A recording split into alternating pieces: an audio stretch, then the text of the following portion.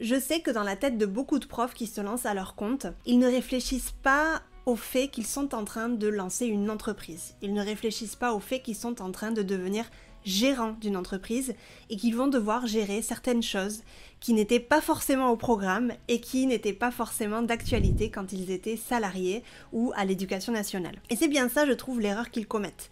C'est de ne pas se préparer finalement à cette nouvelle activité d'entrepreneur, à cette nouvelle activité de gérant, et de continuer finalement à se comporter comme un professeur salarié et ne rien changer de ce côté-là. Ils ne se mettent donc pas dans la peau d'un entrepreneur, ils ne prennent pas du coup la posture du dirigeant d'entreprise, ils ont des problèmes de légitimité, donc ils se sentent illégitimes, ils ont ce fameux syndrome de l'imposteur. Parfois, ils disent oui à des négociations de tarifs qui sont hyper abusives, il y a un excès de travail, il y a une mauvaise organisation, et tout ça, ça découle du simple fait en fait qu'on n'est pas préparé mentalement, qu'on n'a pas l'état d'esprit à ce moment-là, du fait qu'on va devenir gérant d'entreprise et qu'on va avoir une deuxième casquette finalement quand on se lance à notre compte. On n'est plus des professeurs salariés et on n'a plus à se comporter comme cela. Quand on lance une entreprise, on est obligé d'investir de l'argent, que ce soit dans du matériel, dans des programmes, des logiciels, de la formation, etc. C'est finalement inévitable. De même que quand tu voudras développer cette même entreprise,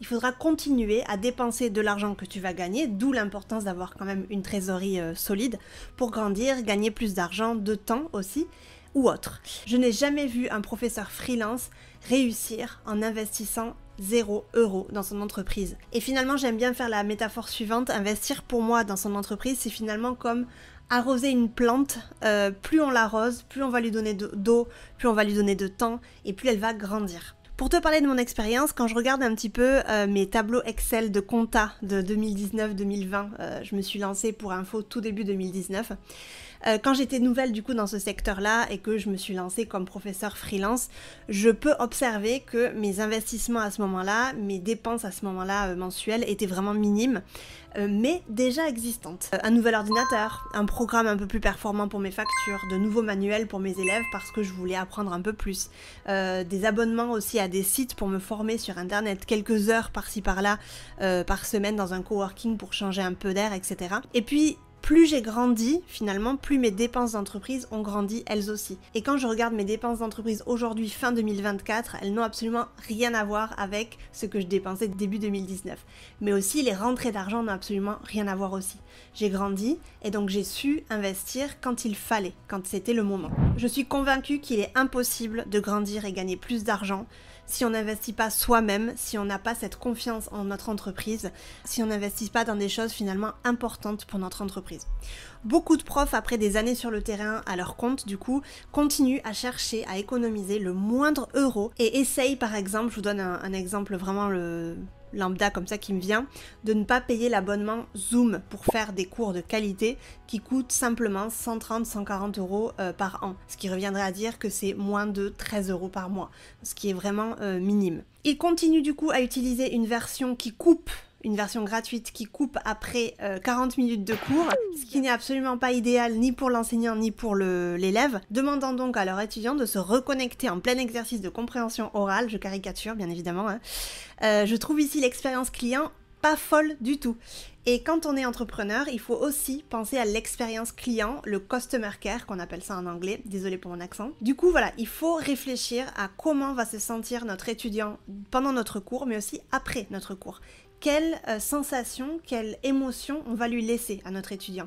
Et si notre étudiant, chaque fois qu'il se connecte, il sait que au bout de 40 minutes, il va être coupé dans son élan alors qu'il est en train de prononcer des choses en français et que c'est dur pour lui, tu vas vraiment lui mettre des blocages en plein la figure et c'est vraiment pas quelque chose d'idéal. L'expérience ici, elle est vraiment pas folle. Si j'étais moi à la place de cet élève-là, je penserais que mon prof ne prend pas son activité au sérieux, donc pourquoi est-ce que je devrais faire la même chose de mon côté? Et une chose importante que tu dois savoir, c'est l'image que toi-même tu renverras à tes élèves qui fera qu'ils respecteront ton activité ou pas. Il y a beaucoup de profs qui viennent me voir et qui me disent mes élèves ne respectent pas mon activité, ils me payent quand ils veulent, ils sont toujours à la bourre, ils annulent toujours les cours à la dernière minute, etc. Oui, mais quelle est l'image que tu renvoies toi à tes élèves de ton activité?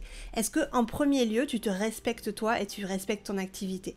Est-ce que tu fais ça? Est-ce qu'ils ressentent vraiment que tu prends ton activité au sérieux? Ça, c'est une question déjà que tu devrais te poser. Et du coup, c'est très souvent le prof qui a un problème avec ses tarifs. On va parler tarifs parce que c'est toujours l'histoire qui revient. C'est toujours le prof qui a le problème avec ses tarifs et pas l'élève en face. C'est souvent le contraire qu'on me dit. Ouais, mais je pense qu'ils vont pas vouloir payer l'augmentation ou ils vont pas vouloir que le prix augmente à partir de, je sais pas, le mois de septembre. Ben, pourquoi tu n'essaies pas?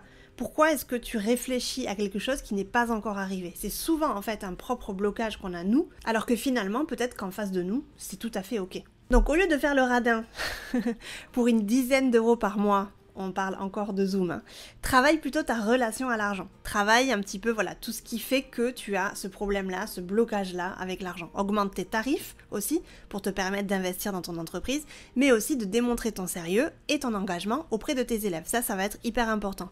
On ne peut pas demander du respect, de l'engagement, du sérieux à nos élèves si nous n'en avons pas pour notre entreprise. À méditer. J'ai personnellement investi dans Zoom dès le début de mon activité parce que dans ma tête, en fait, il était très clair pour moi que je voulais proposer une activité sérieuse, mais aussi des cours en groupe. Donc j'avais forcément Skype au tout début, j'ai eu donné des cours de groupe par Skype, mais pour moi c'était vraiment pas l'idéal, donc je suis passée par Zoom et j'ai payé très rapidement l'abonnement annuel. Parce que forcément, quand on est sur Zoom, on a des accès, on a des outils plus intéressants quand on a des cours en groupe, tels que par exemple l'accès aux classes virtuelles, le tableau blanc, etc. J'enseignais aussi à ce moment-là à des enfants en ligne, et l'accès, pour moi en tout cas, au tableau blanc, me semblait hyper pratique pour ce public-là sur Zoom, donc j'ai pas réfléchi une seule seconde en fait. Oui, j'aurais pu continuer effectivement à utiliser Skype, à utiliser Google Meet, ce que j'utilisais pour certaines entreprises, mais franchement ça me convenait pas, et encore une fois j'avais des ambitions très claires pour mon futur, et je me disais en fait, plus je vais investir rapidement et plus je vais avancer aussi rapidement. Et ça, c'était l'état d'esprit que j'avais à ce moment-là. Autre chose aussi, la formation. Il y a beaucoup de profs ultra réticents à investir dans de la formation.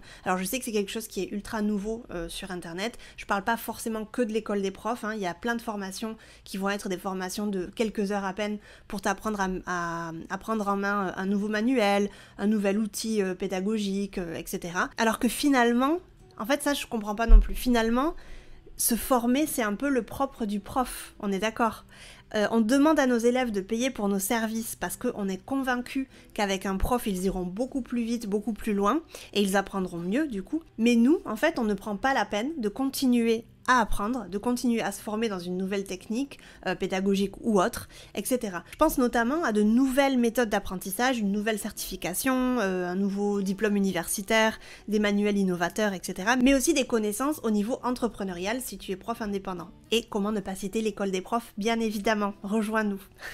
Un simple webinaire, comme je te le disais tout à l'heure, un simple atelier payant pour t'apprendre, par exemple, à prendre en main, j'en sais rien, Instagram, ou t'apprendre à lancer un podcast, un prestataire pour te créer ton site internet, de la pub pour booster un petit peu ta visibilité sur les réseaux, sans oublier par exemple, je sais pas moi, l'équipement, le matériel, un bon ordinateur avec une bonne connexion internet, des bons écouteurs, je veux dire, toute l'image qu'on va donner à notre élève de notre activité, ça va en dire énormément. Si on a une très mauvaise connexion internet, si on n'entend pas nos élèves parce qu'on a des écouteurs qui sont hyper vieux, ou j'en sais rien moi, qu'on a un son qui est vraiment pourri, etc. Moi je peux t'assurer que ça va donner une très mauvaise image à cet élève-là, et quand on a un élève pas content, c'est pas une bonne nouvelle, je te le dis. Tu l'auras compris, je suis convaincue moi personnellement que quand on se met dans une posture et quand on travaille cette relation à l'argent, l'argent rentre en fait et ne fera pas que sortir. Il rentrera, il sortira. L'argent pour moi c'est comme une énergie finalement, c'est fluide. Et je comprends que ça peut faire peur au tout début parce qu'on n'a aucune certitude de la viabilité de notre activité, on ne sait pas si ça va marcher, on se dit ouais mais comment est-ce que je vais investir moi des centaines d'euros alors que je ne sais pas si à la fin de l'année je vais continuer à faire ça. Mais déjà si tu pars avec cet état d'esprit qui n'est pas un état d'esprit de warrior, déjà t'es mal barré. Je pense que franchement c'est important d'avoir un état d'esprit de conquérant et de se dire que moi je vais tout faire pour y arriver. J'ai de multiples exemples devant moi qui sont arrivés, pourquoi pas moi finalement. Je pense aussi que le propre de l'indépendant, c'est aussi de savoir prendre des risques et de ne pas avoir trop peur.